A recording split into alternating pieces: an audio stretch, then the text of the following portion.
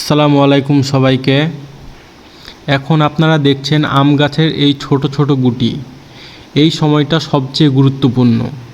একটু অবহেলা করলেই গুটি ঝরে যাবে আর ফলন অনেকটাই কমে যাবে।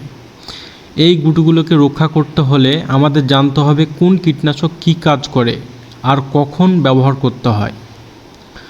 প্রথমটি হচ্ছে কুইনফেট। এটি একটি ছত্রাকনাশক। এটি গুটিতে কালো দাগ কমায়, পচন কমায় এবং সব রকম রোগ থেকে গুটিকে সুরক্ষা দেয়। দ্বিতীয়টি হচ্ছে অ্যান্ট্রোকল।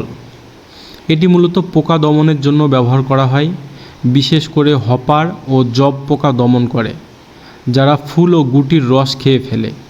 এই ওষুধ ব্যবহার করলে ফুল ঝরা কমে এবং গুটি বেশি ধরে। তৃতীয়টি হচ্ছে ওবাকল। এটি চোষা পোকা দমনে খুব কার্যকর। গুটির রস শোষণ করা পোকা দূর করে, ফলে গুটিতে শক্তি ও সুস্থ থাকে। তারপরেরটি হচ্ছে টোরসা। এটি ফল ছিদ্রকারী পোকা দমন করে। যে পোকা গুটির ভিতরে ঢুকে নষ্ট করে, এই ওষুধ সেটিকে নিয়ন্ত্রণ করে। তৃতীয়টি হচ্ছে জর্ডান প্লাস। এটি একটি ছত্রাকনাশক ওষুধ। গুটিতে পচা দাগ বিভিন্ন রোগ থেকে সুরক্ষা দেয়। এই সব ওষুধ একসাথে ব্যবহার করলে কি হয়? গুটি ঝরা কমে, পোকা ও রোগ নিয়ন্ত্রণ হয়, গুটি বড় ও স্বাস্থ্যবান হয়, ফলন অনেক বৃদ্ধি পায়।